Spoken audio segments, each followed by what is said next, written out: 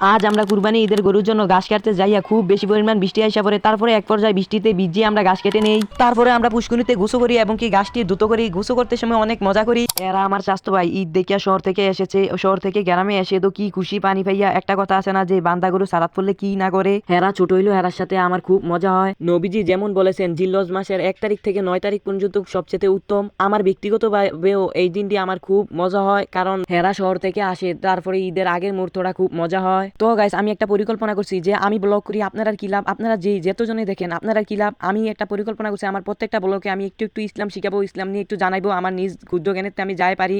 রাসূলুল্লাহ সাল্লাল্লাহু আলাইহি সাল্লাম জিলহজ মাসের 9 তারিখ দুপুরে বিদায় ভাষণ দিয়েছিলেন, আপনারা হয়তোবা অনেকে জানেন। আজকে থাকবো এই বিদায় ভাষণ।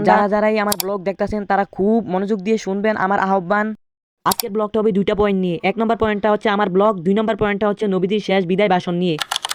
হ্যালো, আসসালামু আলাইকুম গাইস, আপনারা সকলে কেমন আছেন? আলহামদুলিল্লাহ, আশা করি আল্লাহর অশেষ রহমতে ভালো আছেন। Welcome to FI varieties blogger Faim চ্যানেলে স্বাগত। আজ চলে এসেছি কুরবানির গরুর জন্য ঘাস কাটতে আমাদের বিল্ডিং এর সামনে। এক তীরে দুই পাখি, আমাদের বিল্ডিং এর সামনের ঘাসটিও কাটা হবে এবং কি কুরবানির গরুর জন্য ঘাস কাটাও হবে। কিছুক্ষণ ঘাস কাটার পর খুব পরিমাণ ঝড় বৃষ্টি নাইমা যায়। তারপরে আমরা চলে যাই আমাদের বিল্ডিং ঘরে। অনেকক্ষণ অপেক্ষা করলাম, দেখলাম বৃষ্টি থামতে ছিল না। তারপরে আমরা একটা পরিকল্পনা নিলাম যে আজ মেঘে ভিজিয়ে আমরা ঘাস কেটে নিব। তারপরে আর কি, যেই কথা সেই কাজ, আমরা তিনও চাস্তো ভাই লাগাই দিলাম মেঘে ভিজে ঘাস কাটা।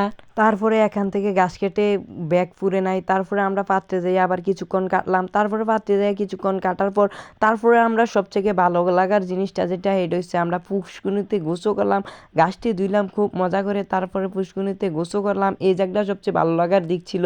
আর এই আতকা আমি ঘাস কাটতে আমার আত্র একটু কাটে যায়, আর পুষ্কুনিতে গোসল করে আতকা তারপরে জ্বরও আমার মোটামুটি উঠতে যায়। তো গাইস, আজকের ক্যামেরাম্যান ছিল তারা দুইজন, আর আমার অরিজিনাল ক্যামেরাম্যান অসুস্থটা হচ্ছে যাইয়া হয়েছে পিছলা খাইয়া ফইরা ছাড়ার ভিতরে গুতা খাইয়া চোখ নষ্ট হয়ে যায়, তারপরে চোখ অপারেশন করানো লাগছে। অরিজিনাল ক্যামেরাম্যানের জন্য দোয়া করবেন, আল্লাহ তাআলা যেন তাড়াতাড়ি সেবা করে দেন। তো গাইস, 1 নম্বর পয়েন্টটা শেষ। 2 নম্বর পয়েন্টটা খুব মনোযোগ দিয়ে শুনবেন, নবীজির বিদায় শেষ ভাষণ। রাসূলুল্লাহ সাল্লাল্লাহু আলাইহি ওয়াসাল্লামের বিদায় হজের ভাষণ। 10ম হিজরিতে প্রায় 1,50,000 সাহাবীর সামনে জিলহজ মাসের 9 তারিখ বিকালে আরাফাতের ময়দানে যে বক্তব্য পেশ করেন এবং পরদিন 10 জিলহজ ঈদের দিন ও কোরবানির দিন প্রদান করেছিলেন। এই 2 দিনে দেওয়া তার বক্তব্য বিদায় হজের ঐতিহাসিক ভাষণ হিসেবে পরিচিত। তাই তিনি হযরত মুআজ ইবনে জাবাল রাদিয়াল্লাহু আনহুকে ইয়েমেনের গভর্নর নিযুক্ত করে প্রেরণকালে বলেছিলেন, হে মুআজ, সম্ভবত এই বছরের পর আমার সঙ্গে তোমার আর সাক্ষাৎ হবে না।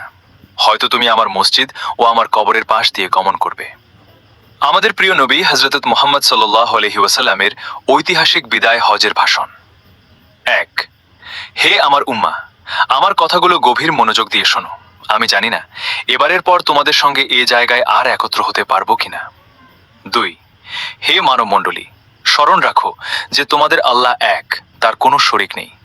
তোমাদের আদি পিতা একজন, অনরবদের ওপর আরবদের কোনো শ্রেষ্ঠত্ব নেই। তদ্রূপ সাদার ওপর কালোর কোনো প্রাধান্য নেই। আল্লাহ ভীতিই শুধু শ্রেষ্ঠত্ব ও মর্যাদার মানদণ্ড। 3। তোমাদের পরস্পরের রক্ত ও ধন সম্পদ আজকের দিন, এ মাস এবং এ শহরের মতো পবিত্র। 4। শোনো, জাহিলিয়াতের সবকিছু আমার পদতলে পিষ্ট করা হয়েছে। জাহিলিয়াতের রক্তের দাবিও রহিত করা হলো। 5। জাহিলি যুগের সুদ রহিত করা হলো। আমাদের মধ্যকার প্রথম যে সুদ আমি রহিত করছি তা হলো আব্বাস ইবনে আব্দুল মুত্তালিবের সুদ। এখন থেকে সব ধরনের সুদ হারাম করা হলো। 6। স্ত্রীদের ব্যাপারে আল্লাহকে ভয় করো, কেননা আল্লাহর আমানত স্বরূপ তোমরা তাদের গ্রহণ করেছো এবং আল্লাহর কলেমার মাধ্যমে হালাল করা হয়েছে। তাদের ওপর তোমাদের অধিকার রয়েছে যে তারা তোমাদের বিছানায় এমন কাউকে স্থান দেবে না যাদের তোমরা পছন্দ করো না। তারা এরূপ করলে প্রহার করতে পারো, তবে কঠোর প্রহার করবে না। তোমাদের ও তোমাদের ওপর তাদের অধিকার হলো তোমরা যথাযথ অন্ন বস্ত্র প্রদান করবে। 7। আমি তোমাদের কাছে এমন 2টি জিনিস রেখে যাচ্ছি যা দৃঢ়ভাবে ধারণ করলে পথভ্রষ্ট হবে না। একটি হলো আল্লাহর কিতাব আর অন্যটি হলো আমার সুন্নাহ। 8। হে জনতা, মনে রেখো, আমার পরে কোনো নবী নেই, তোমাদের পরে কোনো উম্মত নেই, ফলে তোমাদের প্রতিপালকের ইবাদত করবে, 5 ওয়াক্ত নামাজ আদায় করবে, রমজানের রোজা রাখবে, স্বেচ্ছায় ধন সম্পদের জাকাত দেবে, আল্লাহর ঘরে হজ করবে, শাসকের আনুগত্য করবে। যদি তোমরা এসব পালন করো তাহলে তোমাদের রবের জান্নাতে প্রবেশ করতে পারবে। 9। হে মানব মণ্ডলী, পিতার অপরাধে পুত্র দায়ী হবে না এবং পুত্রের অপরাধে কোনো পিতাকে দায়ী করা হবে না। 10। তোমাদের সঙ্গে আমার সম্পর্কের প্রসঙ্গে জিজ্ঞেস করা হবে, তোমরা তখন কি বলবে? সাহাবায়ে কেরাম প্রত্যুত্তরে বলেন, আমরা সাক্ষ্য দেব যে আপনি দ্বীনের দাওয়াত দিয়েছেন, আল্লাহর বাণী পৌঁছিয়ে দিয়েছেন, ন্যস্ত দায়িত্ব পালন করেছেন। মহানবী সাল্লাল্লাহু আলাইহি ওয়াসাল্লাম এই কথা শুনে শাহাদাত আঙ্গুল আকাশের দিকে উত্তোলন করে লোকদের দিকে ঝুঁকিয়ে 3 বার বলেন, হে রব, আপনি সাক্ষী থাকুন। 11, প্রত্যেক মুসলমান ভাই ভাই, তোমরা তোমাদের দাস দাসী সম্পর্কে সতর্ক থাকবে। তোমরা যা খাবে তাদেরও তা খেতে দেবে, তোমরা যা পরিধান করবে তাদেরও তা পরতে দেবে, তাদের অপরাধ ক্ষমা করে দেবে, শাস্তি দেবে না। 12, হে মানব জাতি, ধর্মের ব্যাপারে বাড়াবাড়ি করবে না, কেননা অতীতের অনেক জাতি এ বাড়াবাড়ির কারণে ধ্বংস হয়েছে। উপস্থিত ব্যক্তিদের দায়িত্ব হবে আমার এই কথাগুলো অনুপস্থিত লোকদের কাছে পৌঁছে দেওয়া। হযরত মুহাম্মদ সাল্লাল্লাহু আলাইহি ওয়াসাল্লাম, মহানবী সাল্লাল্লাহু আলাইহি ওয়াসাল্লাম ভাষণ শেষ করলেন এবং তার চেহারা মোবারক উজ্জ্বল হয়ে উঠল। তিনি করুণ স্বরে করুণভাবে আকাশ পানে তাকালেন এবং তিনি বললেন, হে মহান প্রভু, হে পরওয়ারদিগার, আমি কি তোমার দ্বীনের দাওয়াত পরিপূর্ণভাবে মানুষের কাছে পৌঁছাতে পেরেছি? তখন উপস্থিত জনতা সবাই সম্মিলিতভাবে বললেন, নিশ্চয়ই আপনি আপনার দ্বীন পরিপূর্ণভাবে পৌঁছাতে পেরেছেন। তখন তিনি আবার বললেন যে, হে প্রভু, আপনি শুনুন, আপনি সাক্ষী থাকুন। এরা বলেছে আমি আপনার দ্বীনকে লোকদের নিকট পৌঁছাতে পেরেছি, আমি আমার কর্তব্য পালন করতে পেরেছি। ভাবের আতিশয্যে নবী নীরব হলেন। জান্নাতি নূরে তার চেহারা আলোকদীপ্ত হয়ে উঠল।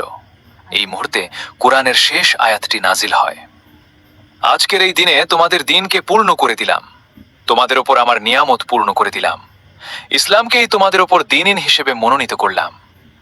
হযরত রাসূল সাল্লাল্লাহু আলাইহি ওয়াসাল্লাম কিছুক্ষণ চুপ রইলেন, জনতাও নীরব। কিছুক্ষণ পর হযরত সাল্লাল্লাহু আলাইহি ওয়াসাল্লাম জনতার দিকে তাকালেন এবং করুণ গম্ভীর কণ্ঠে বললেন, বিদায় বন্ধুগণ, বিদায়।